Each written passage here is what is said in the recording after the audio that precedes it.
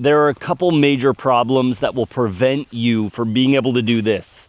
I'm out here with 5 dogs off leash, close to a very busy road, and I've got 100% confidence that I can get them back 100% of the time because they're properly trained to the Ecollar, and because I'm going to avoid and teach you how to avoid these upcoming very common mistakes that prevent people from even getting their dog off leash in the first place when doing Ecollar training. Let's get into it. After training thousands of dogs and their owners, at this point, I would say the most common mistake that pet owners make and dog trainers is they start off with the wrong contact. So these little babies right here, see these little wingtips?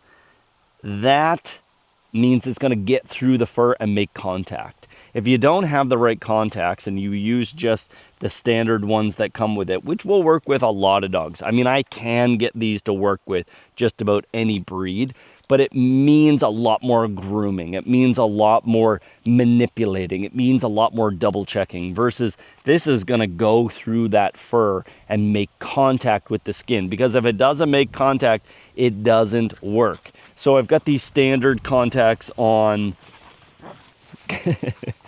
the Cairn Terrier. This is his collar.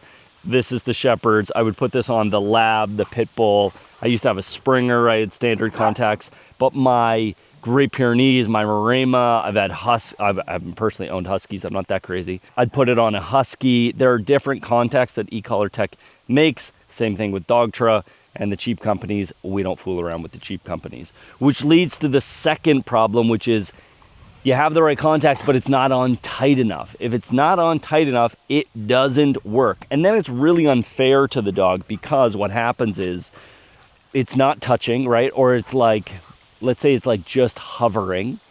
And then you're going to be turning it up going, the dog doesn't feel it. The dog doesn't feel it. And then what's happened is the dog's going to like turn into it or bend down. And then it's going to feel like it's going to be too high, because you're going up and up and up when it's not touching up on the dial, trying to find that number that the dog does feel, and they don't feel it. So I'm going to show you with Parker here. Parker, come. So when I put it on, I'm going to put it on the side of his neck, kind of high. And then when I move this strap here, I'm going to bring it back over like you're putting your belt on before going to a staff party that you're like, this is a pants-on party. I said one of those staff parties that you don't want your pants to fall off on, which should be all of them, boys and girls, which should be all of them. So when I move this collar, it's not going anywhere. And then you want to reach under the box and check, is this touching skin? Now, the material that most of these e-collars come with is called biothane. It heats up and stretches. And the problem with that is then if you put it just barely tight enough in a very short period of time, it's going to be loose again. So after putting it on, still inside the house, still safe, leash is on probably still at this point. Parker, come. Good boy. And you can see he's still listening without, right here, without the button. Not as good as with the button. Park, come. He's looking for this little female that's just out of heat. Parker, come here. Sit. You little arse.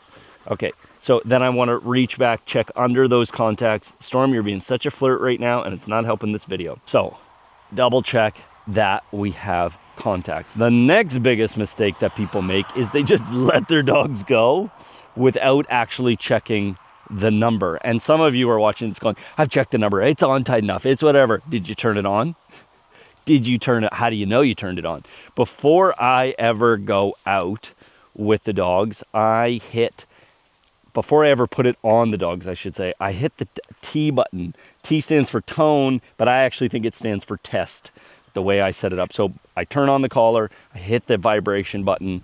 If you have a different style remote, it might look a little different with the Easy remote or the Pro, but you hit that vibration to go, yes, it's turned on, and then you look to see that it's fully charged. It will flash green if it's fully charged. They'll both flash green intermittently, and then orange, and then red, and then you're screwed. But then you got to find the dog's level. Now, some dogs in the very beginning, they have neck tension. If you have two dogs that play as rough as Parker and Storm, the Shepherd and the Malinois here, they're chomping on each other's neck. They're running into trees. They're full-blown, ridiculous young kids that are falling off of the playground and have muscle tension.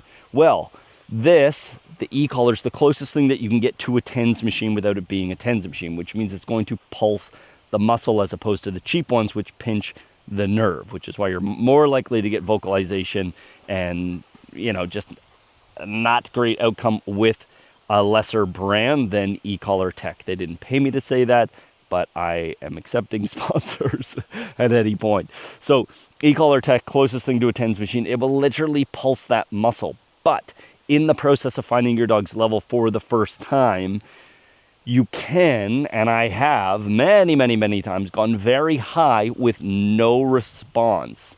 If you want to see examples of this, I've got a great Ecollar course that brings you through everything, including what to do when you can't find their level. But all the safety protocols need to be in place, which is we're on a leash.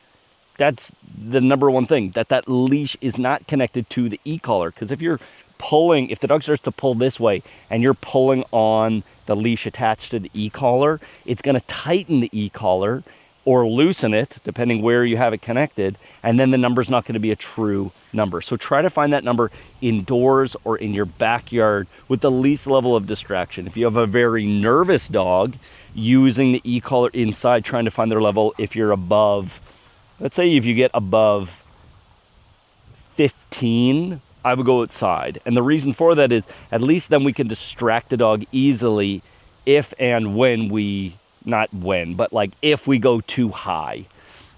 Because they're going to go, whoa, what was that? And then your response needs to be, hooray, come back to me and get treats and it's all good. Don't worry about that. And then you drop the number back down to 5 and try to find that number again. It's much easier if the dog is slightly distracted. If they're like dogs and people and food and whatever, and they're so distracted, the number's going to be super high and they're not going to understand what it is because we don't learn well under distraction.